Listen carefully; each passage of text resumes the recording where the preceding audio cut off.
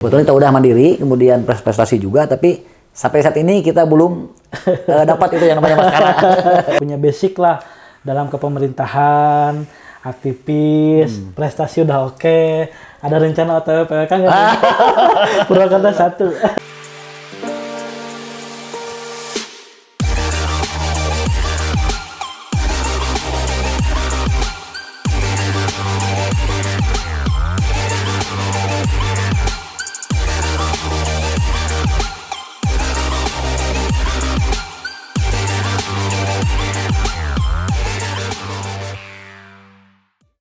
Assalamualaikum warahmatullahi wabarakatuh. Balik lagi di channel YouTube Hadi Al-Bulaki. Kali ini saya sedang main di salah satu kantor desa yang luar biasa, sosok yang menginspiratif banyak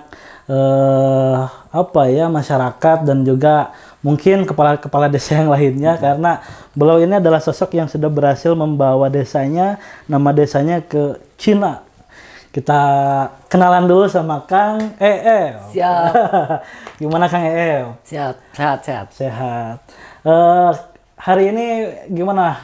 Ramadan lancar? Ada kegiatan-kegiatan kemana gitu? Sementara masih seputar ngabuburit nganter budak lah. Nganter budak. Itu karena memang anak yang kecil itu di pondok sekarang lagi libur. Oke. Jadi sore-sore ya nganter anak-anak jalan-jalan ngabuburit. Lebih santai. Lebih santai. Untuk urusan desa masih belum ada kegiatan. Masih sepi. Oh iya, Kang EF ini adalah salah satu sosok yang sudah berhasil membawa namanya ke Cina. Saya ngambil panselnya itu dulu, ya. Karena itu yang dilihat dari berbagai kalangan, Kang. Kok bisa sih ada di Cina? Ceritanya gimana, Kang? Itu hal yang memang di luar dugaan. Ya. Mimpi juga enggak, apalagi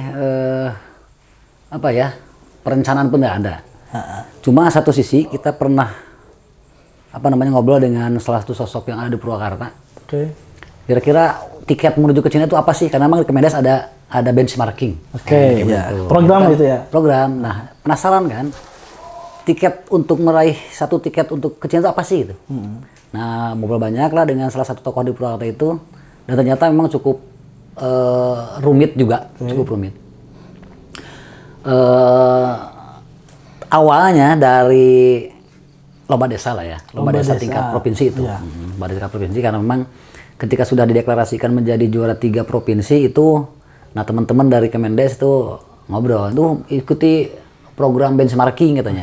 2023 ada salah satu program benchmarking. Nah cobalah, kita coba buka akun IG-nya Kemendes, kemudian ada pengumuman itu.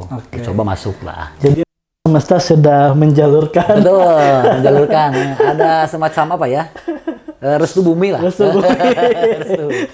Nah, kalau kita alihkan dulu prestasinya Pak Kades ini. Jadi saya pengen tahu dulu nih sosok dari Kang EF ini. Kang EF ini asli orang sini, Kang? Asli Taringgol. Kelahiran Taringgol Tonggo, kemudian besar di Taringgol Tonggo juga. Ya paling kuliah lah di Bandung. Kuliah di Bandung. Ya. Di UIN apa di mana, Kang? Di UIN, dulu IAIN. IAIN. Incu Aki, Incu Nini di sini kumpul. Nah, kalau dilihat dari sosok hari ini yang sudah menjabat jadi kepala desa, Kang ya, ada nggak sih Kang dulu tuh keimplan jadi saya mau jadi ini gitu. Tiba-tiba hari ini malah jadi kepala desa. Gitu. Bisa dikatakan terjebak dalam dunia yang baik lah. Terjebak dalam dunia yang baik. Betul. Dulu saya sempat 2006 itu jadi BPD, ketua BPD sampai 2012. Kemudian udah op lah di desa-desaan itu. Kemudian mencoba mendalami ilmu keguruan. Saya ngajar lah di salah satu sekolah swasta di Taringgol. Karena itu masih warisan Aki juga, ada amanat juga. Nanti kalau udah tamat kuliah, wayahna sekolah pajukeun. Ya, itu kan bahasa seperti itu kan yang tertanam dalam desa itu ada kewajiban lah gitu. Betul. Nah, kurang lebih sampai 2021 saya menjadi guru honorer swasta di salah satu perusahaan sekolah swasta. Sekolah swasta. Dan pada akhirnya mungkin menemukan gerakan giroh untuk mengabdi secara general ya. Betul itu. Jadi mengalir dengan sendirinya karena dulu saya paling senang urusan kebudayaan. Semenjak masuk di BPD kemarin itu, saya sering baca-baca buku tentang desa, kemudian peraturan tentang desa, ternyata menarik juga. Oke. Kalau misalkan desa Taringotonggo itu di set up sedemikian rupa gitu, karena memang potensi yang muncul di desa kita itu luar biasa. Pada waktu itu belum sempat ke up gitu. Iya. Oke. Nah, kalau bicara potensi, Kang, kalau di desa Taringotonggo ini apa aja potensinya? Dulu sempat tidak terlihat ya adanya salah satu tanah kas desa yang menurut saya itu sebuah potensi yang belum tentu setiap desa punya. Oke. Ada tanah bengkok tuh. Tanah bengkok itu kan salah satu tanah yang hadiah dari pemerintah. Dari pemerintah, ya. Tempo dulu gitu kan. Tentunya tidak semua desa dapat tanah bengkok ya. Pasti kan dilihat dari prestasinya terlebih dahulu. Nah, artinya bahwa Taringotonggo itu sudah ada giroh prestasinya dari awal itu, sehingga 12,6 hektar tanah bengkok itu ada di Taringotonggo gitu. Besar juga ya. Tapi sayangnya itu menjadi sebuah tanah yang terlantar lah katakan dalam tanda kutip ya, karena yang terbagi dua itu 12,6 hektar tuh. Satu yang 8 hektar, satu lagi 4,6 hektar. Nah, yang 4,6 hektar itu lebih dekat ke permukaan persawahan, kemudian dekat ke pemukiman. Oke. Jadi yang kemarin rame-rame diusung jadi calon wisata itu apa, Kang? Itu salah satunya. Salah satunya tanah kas desa TKD lah kalau istilah orang desa bilang TKD, tanah kas desa. Itu potensinya luar biasa, berada di ketinggian itu kurang lebih 560 mdpl nggak salah ya. Oke. 560 mdpl di atas GTK. Nah, itu semula itu kan ditanami oleh warga. Itu hanya ditanami pohon bambu yang katakanlah itu menjadi sebuah hutan, pada akhirnya nggak kelihatan potensinya gitu. Nah, 2020 ya, waktu saya jadi pendamping desa, saya ngobrol dengan kepala desa. Pak Kades, ini kayaknya bagus nih kalau misalkan kita kita rawat nih tanah kas desa ini menjadi potensi wisata gitu. Nah, dicobalah ngobrol dengan kepala desa, alhamdulillah nyambut.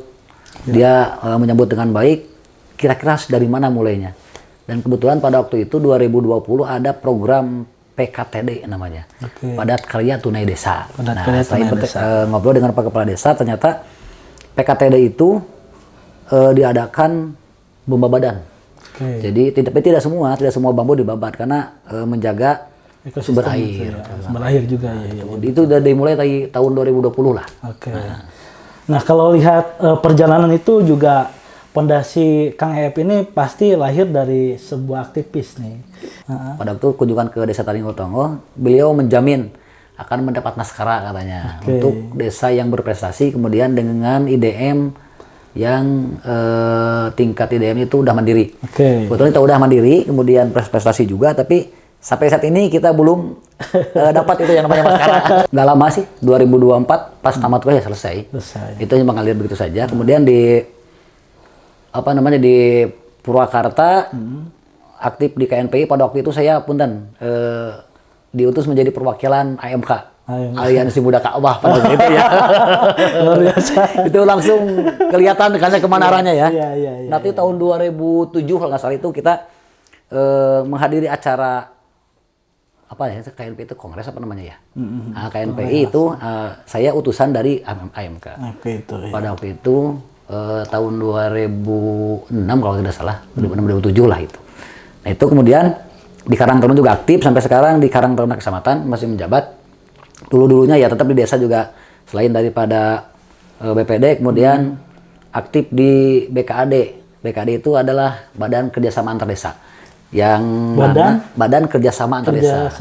Itu amanah undang-undang tahun 2007 mengharuskan ada di BKAD waktu ada program PNPM. Nah, kalau hari ini masih ada nggak, Kang? Masih ada. Masih ada. Dan itu saya menjabat tetap ketua BKD di Wanayasa. Dan sekarang itu udah bergeser, yang dulu PNPM sekarang menjadi Bumdesma. Bumdes. Nah, itu. Bumdesma. Nah, kalau kita lihat tadi ya pergeseran itu ada kesamaan nggak, Kang? Masih ada kesamaan nggak sama yang PNPM dulu sama yang Bumdesma sekarang?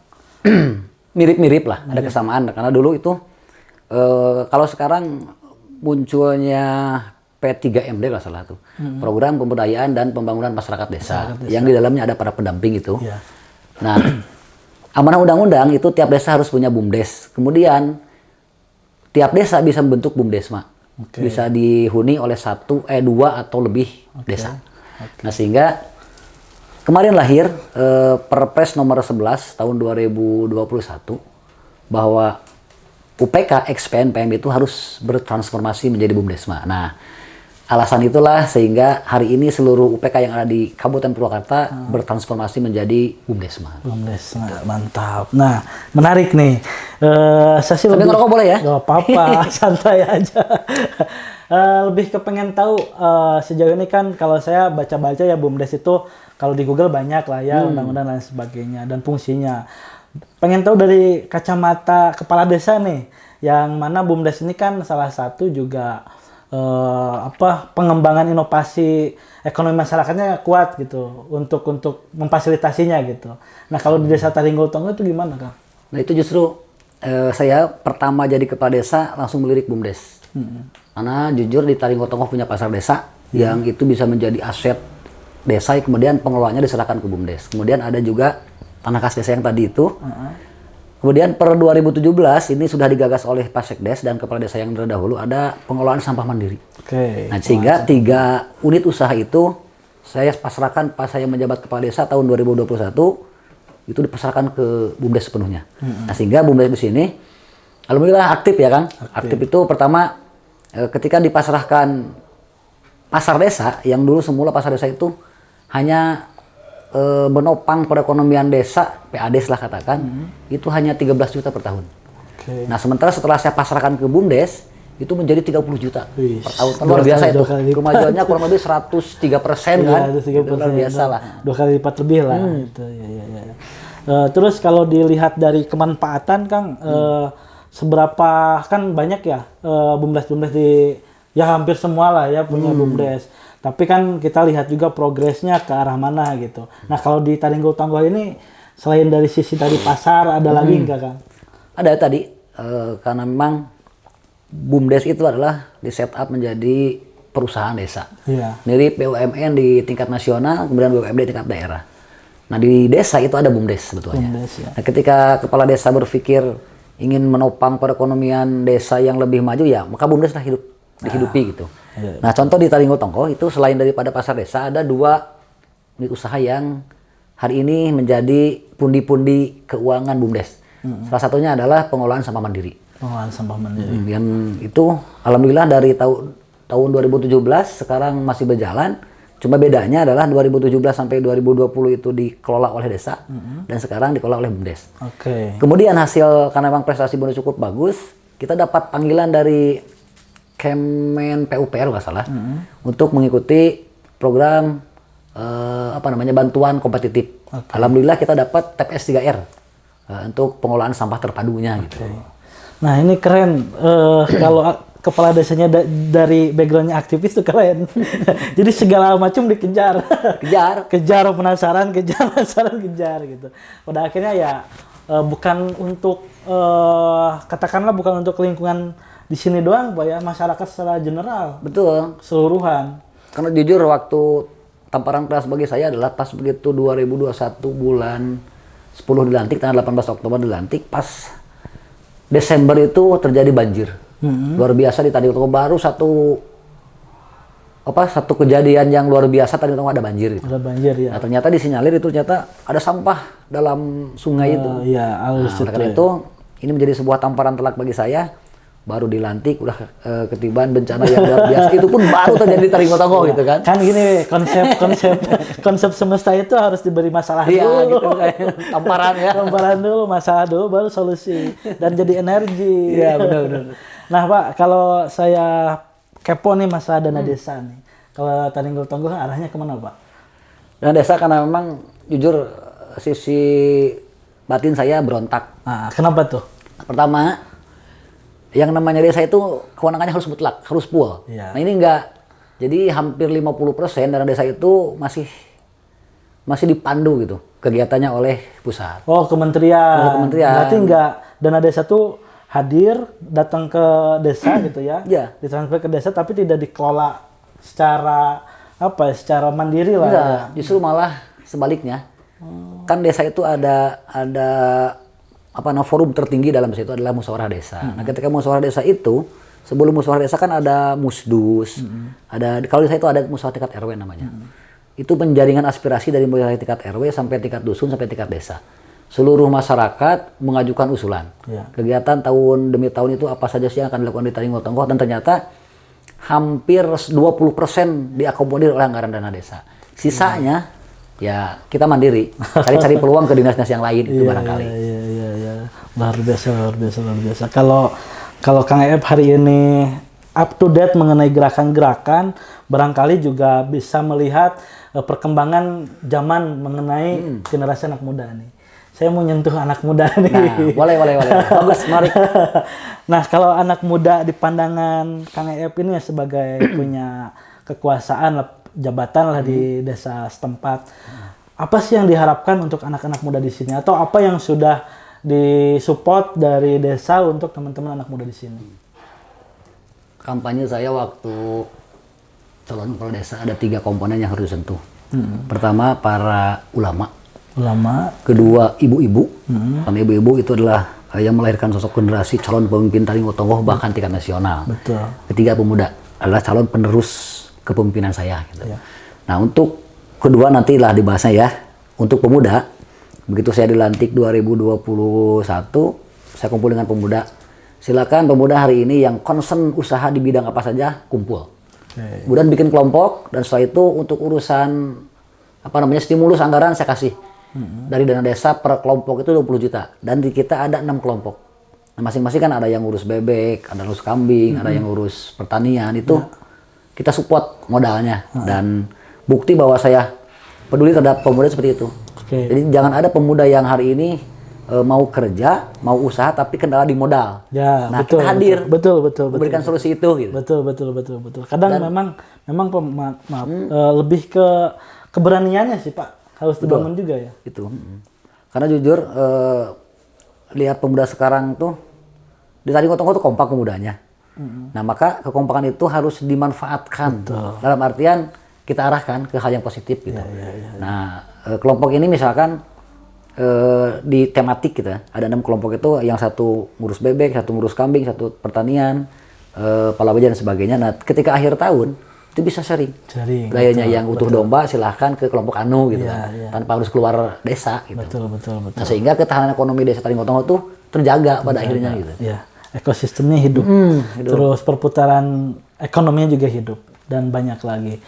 Nah, kemarin kan tadi udah saya bahas ya, sepil udah pernah ke Cina nih. Udah pernah ke Cina. Sebelum ke Cina pasti ada beberapa prestasi yang sudah katakanlah dilakukan lah gitu. Nah, sebelum ke Cina dan provinsi itu ada lomba dulu ya Pak, tingkat kabupaten ya? Tingkat kecamatan dulu. Oh, kecamatan dulu. Kecamatan, kemudian tingkat kabupaten, kabupaten tingkat provinsi. Kemudian tingkat nasional. Tingkat nasional. Tingkat nasional kemarin diwakili oleh Desa Cinta ya, juara pertama. Lomba desa. Kemudian kita dimasukin oleh KIP nggak salah itu. KIP itu keterbukaan informasi publik. Nah, kita itu masuk di se-Jawa Barat itu 5 desa yang didelegasikan ke tingkat nasional untuk mengikuti lomba keterbukaan informasi publik. Tapi itu dari Kemendes? Bukan. Oh, dari di provinsi itu dinas itu dinas yang mengurusi urusan informasi publik lah gitu. Ya, itulah. Kayak dinas itulah. Nah, sayangnya kita di tingkat nasional itu peringkat ke-22. Nasional itu, tapi nasional. Kan luar biasa. Luar biasa, dari beberapa desa yang pada itu ya bukan beberapa, ribuan dong. Yang masuk di lomba KIP itu 80 nggak salah, 80 desa. Luar biasa. Nah, kalau saya boleh tanya nih, peran dari pemerintah apa nih Pak? Peran apa dulu nih? Peran pemerintah apa ya, secara apresiasi, secara perhatian, apakah hanya mendukung dan mengawal desa ini udah selesai juara ini, atau ada apa nih gitu? Dulu pas begitu terdengar kita juara 3 tingkat provinsi, DPMD Purwakarta mengarahkan seluruh tamu-tamu yang akan studi banding ke desa itu ke desa saya. Di antaranya ada desa Sumatera dari provinsi Sumatera Barat, kemudian ada juga dari Kalimantan. Sudah 2 provinsi datang ke sini untuk studi banding. Nah, sementara itu sisi lainnya jujur karena memang Saya berpendapat kalau pembangunan di desa itu harus berupa fisik. Berupa fisik. Berupa fisik ya. Nah, kebanyakan itu kan karena memang kepala desa dilihat sukses atau tidaknya adalah tergantung bagaimana banyak atau tidaknya menyentuh sisi fisik. Nah, untuk urusan itu sementara saya belum dapat dari Pemda Purwakarta, kemudian dari provinsi pun belum dapat. Kemarin ada usulan sih dari Komisi 1 Provinsi. Pada waktu kunjungan ke Desa Taringgotongo, beliau menjamin akan mendapat naskara katanya untuk desa yang berprestasi, kemudian dengan IDM yang tingkat IDM itu udah mandiri. Kebetulan kita udah mandiri, kemudian prestasi juga, tapi sampai saat ini kita belum dapat itu yang namanya naskara. Belum ada informasi lagi ya. Luar biasa. Ini Kang Eep ini sosok yang punya giroh luar biasa. Nah, kalau kita lihat semangat Kang ya, Kang Eep ini kesemangatan itu lahir dari bentuk perjalanan spiritual dong. Ya, perjalanan spiritual. Dan konteksnya umum ya, konteksnya umum. Apa sih yang menyentuh bahwa saya harus mengabdi lah, contoh mengabdi kepada masyarakat, melayani masyarakat. Kan jadi kepala desa juga pelayan. Betul, pelayan. Apa itu Pak? Awalnya ada rasa penasaran karena 2015 saya jadi pendamping desa. Itu membawa amanah undang-undang desa pertama kali tahun 2015. Kemudian saya kan kunjungan ke desa-desa sebagai pendamping desa. Dan ternyata dari 15 desa yang ada di Kecamatan Naisa itu lihat potensi luar biasa. Ada keinginan. Karena jujur ide saya, masukan saya terhadap kepala desa itu jarang dilakukan. Entah apa kendalanya, yang jelas itu menjadi sebuah rasa penasaran. Nah, pas kebetulan di Taringgotongo 2021 itu ada pilkades, saya mencobalah. Setidaknya rasa penasaran ini ketika saya jadi kepala desa itu terlampiaskan. Dan alhamdulillah memang benar apa yang menjadi cita-cita saya, apa yang menjadi genrentes hati abdi gitunya, anu aya dina manah ya, itu tersampaikan. Jadi waktu demi waktu, satu demi satu tersampaikan lah. Salah satunya kan saya punya niat bahwa di Taringgotongo itu agamis. Agamis ada beberapa majelis taklim yang menjadi lembaga pendidikan bagi ibu-ibu, kemudian lembaga pendidikan bagi anak-anak yang mengurusi anak kecil ngaji itu. Kemudian guru-guru ngajinya yang luar biasa itu belum tersentuh. Nah, sehingga begitu saya jadi kepala desa ada insentif guru ngaji. Buat ustadz yang memang punya murid atau setidaknya punya lembaga pengajian ibu-ibu. Sorry Pak, kalau intensif buat guru ngaji ini datang dari daerah atau dari desa? Nah, dari desa, karena kebetulan pada waktu jadi pendamping kita ngobrol dengan Pemdes Purwakarta bahwa beberapa anggaran dari desa di Purwakarta itu harus dilokasikan buat para guru ngaji. Nah, salah satunya ada insentif guru ngaji. Kemudian berikutnya sisi fisiknya nih, kan nggak mungkin guru ngajinya kita kasih insentif, tapi lembaganya itu masih punten dalam tanda kutip masih rusak lah. Nah, sehingga di Taringgotongo itu berkomitmen selama saya menjabat setiap 1 tahun itu 2 majelis taklim direhab. Itu kan luar biasa nih. Ini menarik nih. Nanti nyambung dengan Kang Hadi nih. Punya Ki apa? Ki Ahmad. Nah, Ki Ahmad nanti ada beberapa majelis taklim yang harus dikunjungi di sini nih ya. Luar biasa nih. Kan jarang nih Pak orang yang kadang udah punya jabatan dan udah ada di titik itu ya lupa aja gitu, mengalir aja. Ya, di sini saya. Apa sih yang jadi pakemnya, Pak? Apanya? Yang jadi pakem ya saya harus melakukan totalitas kepada masyarakat, pembangunan secara ya fisik, non fisik gitu. Itu tadi karena 3 komponen tadi itu harus disentuh. Ulama, ibu-ibu sama pemuda. Gitu. Nah, ibu-ibunya kita tetap ada program yang namanya pemeriksaan bumil gratis. Jadi ibu hamil datang ke posyandu setiap sebulan sekali diperiksa, kemudian dikasih PMT. Pemberian makanan tambahan buat ibu hamil, kemudian sama balitanya. Nah, sehingga ibu-ibu hamil di sini kan rata-rata punten. Bagi yang tidak beruntung ya katakanlah yang sisi ekonominya terhimpit, untuk pemirsa kehamilan itu kan cukup lumayan berat lah, lumayan, sehingga kita sediakan fasilitas. Hasilnya adalah ketika ibu-ibu hamil tidak risah ketika menjelang hari kelahiran. Di bulan ke-9 itu ya udah bayi saya sehat, kata bidan itu udah selesai, tinggal proses persalinan aja gitu. Luar biasa nih. Dengan segala prestasinya Kang Eep ini juga salah satu kades yang banyak disoroti, Kang. Banyak yang disoroti. Itu tanggapan Kang Eep gimana tuh, Kang? Ya, wajar sih, karena memang salah satu hampir punten dalam beberapa tahun terakhir ini desa di Purwakarta itu jarang ada desa yang berprestasi tingkat Jawa Barat. Sehingga hari ini kalau kurang lebih sekitar 16 tahun lah kalau nggak salah itu, bahkan lebih, Purwakarta pernah menjuari lomba desa kedua se-Jawa Barat. Jawa Barat. Itu selama 16 tahun itu vakum. Nggak ada lagi sosok desa yang bisa tampil sebagai kontestan di tingkat provinsi. Dan alhamdulillah hari ini Taringgo Tonggo gitu lah. Nah, sehingga wajar ketika misalkan seluruh kepala desa itu menyoroti gitu kan. Aya naon sih di Taringgo Tonggo sabenerna gitu. Gitu kan. Iya. Betul. Aya naon sih padahal seru wae. Seru wae gitu kan desa mah. Karena desa dibere gitu kan. Betul. Nah, Kang, kalau lihat dari desa Taringgo Tonggo nih, cakupan masyarakatnya berapa sih jumlahnya, Kang? Jumlah jiwanya 3.800-an, hampir 4.000 lah ya. Hampir 4.000. Kemudian, nah yang unik nih. Ya.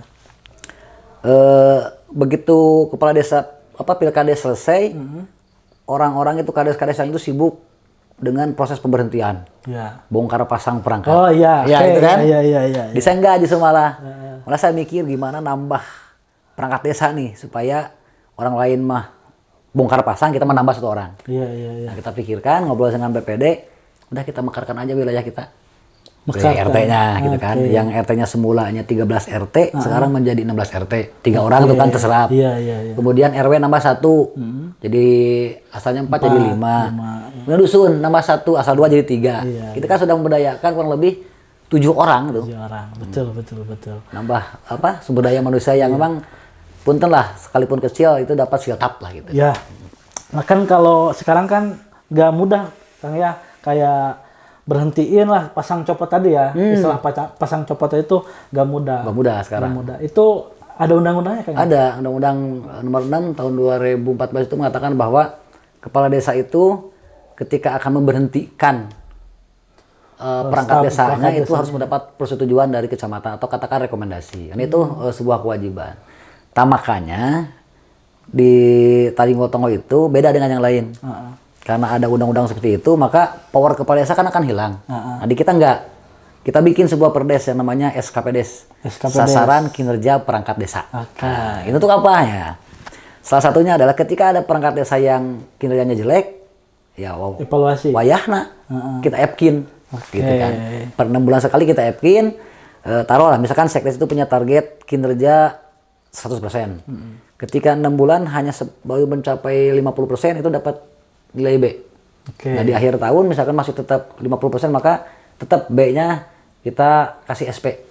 Gitu. Menarik. Ini bisa jadi simulasi buat yang lain. Betul. Juga. Karena apa?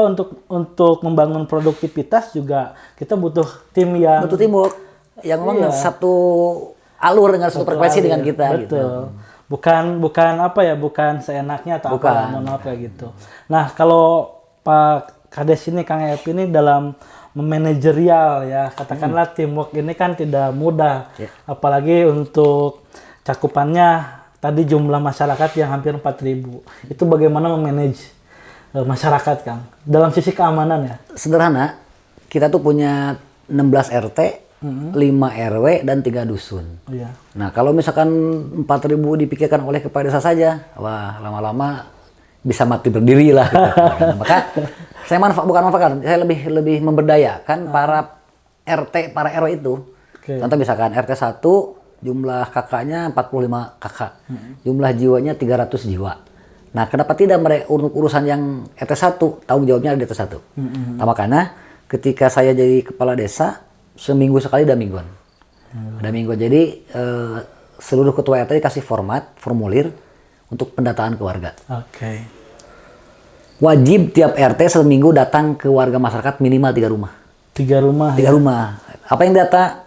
Pertama luas tanahnya berapa, ukuran rumahnya berapa, kategori rumahnya berapa, apakah sederhana, apakah layak huni, apakah tidak layak huni, kemudian jumlah asetnya berapa. Nah, sehingga kita punya data pada akhirnya per 2022 itu punya data, punten, orang terkaya siapa, termiskin siapa. Oke. Dari Jadi data itu. Nah, makanya saya mau compare nih data yang dari BPS per 2020 dengan data kami per 2022. Jomplang. Akurat mana? Iya. Jelas. Pasti jomplang. Iya, yang mendapat bantuan itu siapa, yang layak siapa kan? Iya, betul. Gak jelas. Menarik itu juga ini. Wow, banyak apa ya? Banyak kejutannya ternyata.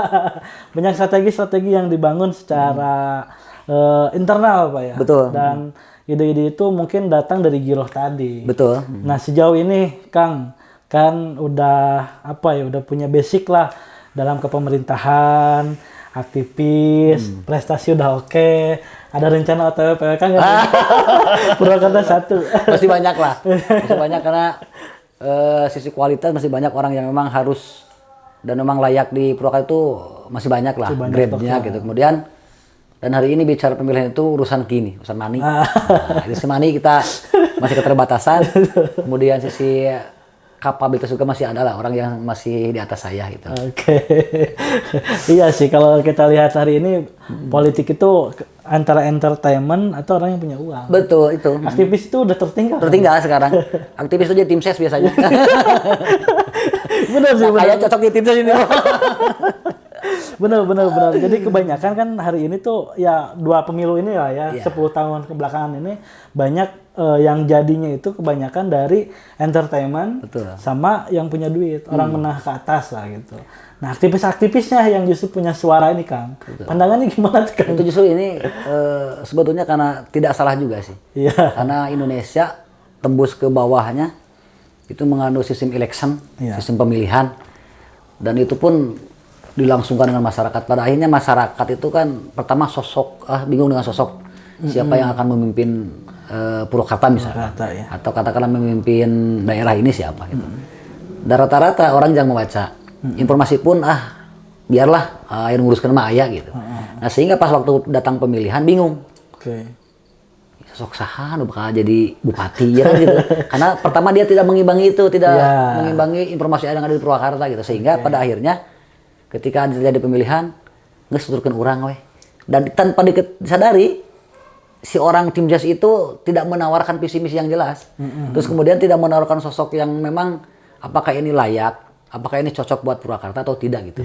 Pada akhirnya punten, hari ini memang pemilihan kita itu masih berkutat di wilayah secara framing digiring kepada pragmatis gitu. Nah sehingga betul. wayahana mau tidak mau ya siapa punya uang ya this is the leader gitu kan.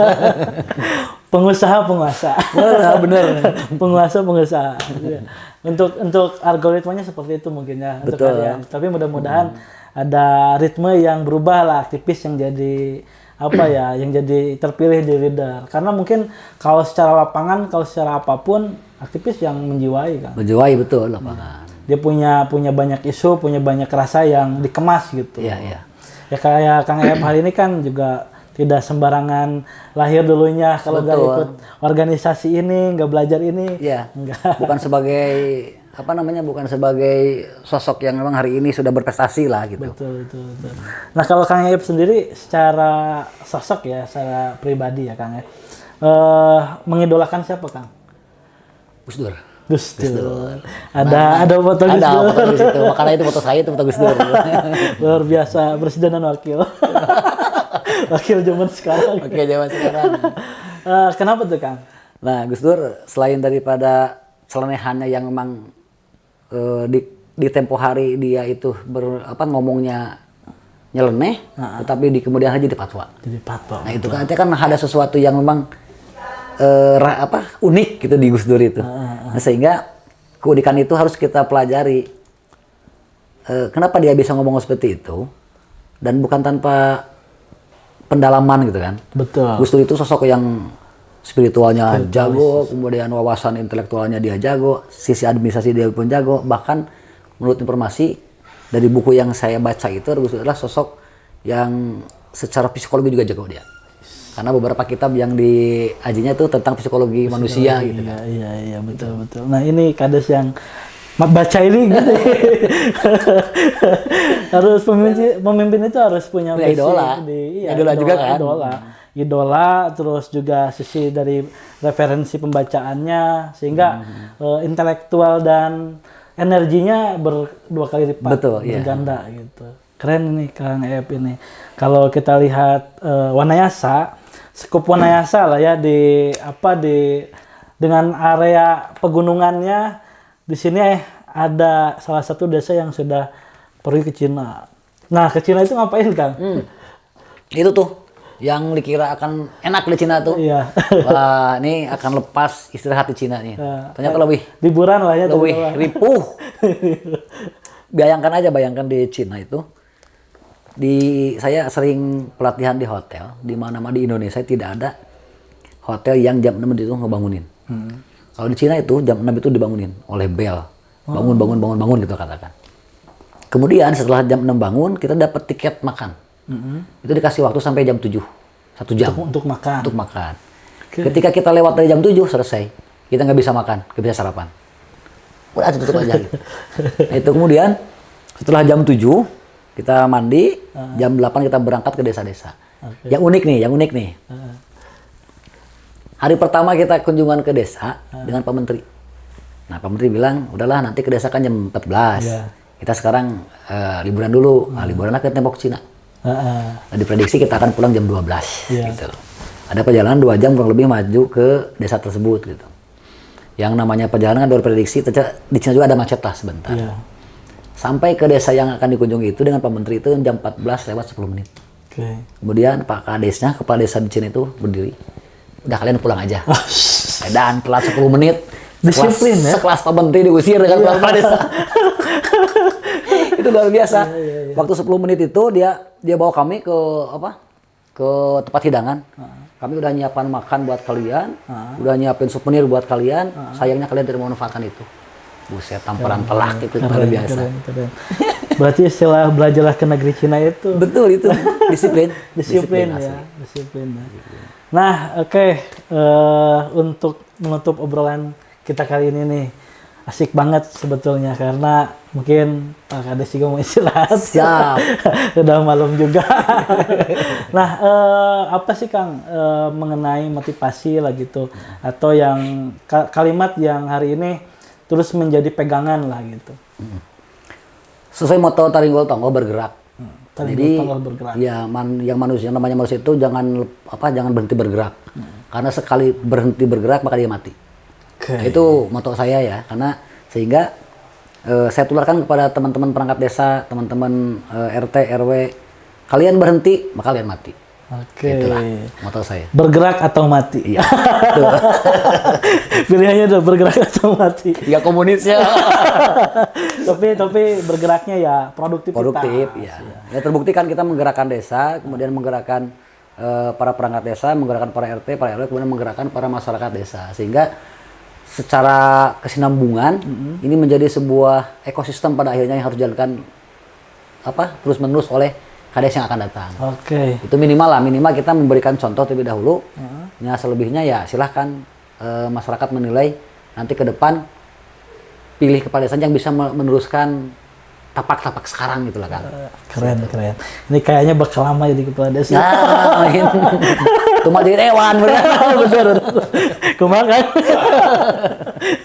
Oke, Kang Ep, terima kasih banyak. Siap Kang. Atas waktu dan tempatnya sangat luar biasa. Intinya sih silaturahmi Kang ya. Silaturahmi karena ya kalau konsen saya pribadi ya seneng lah gerakan-gerakan yang tumbuh dari desa. Gitu teman-teman, terima kasih banyak yang sudah menonton. Mudah-mudahan menambah energi untuk kita semua dan ilmu yang diutarakan sama Kang Ep menjadi wasilah untuk terus bergerak. Amin. Assalamualaikum warahmatullahi wabarakatuh.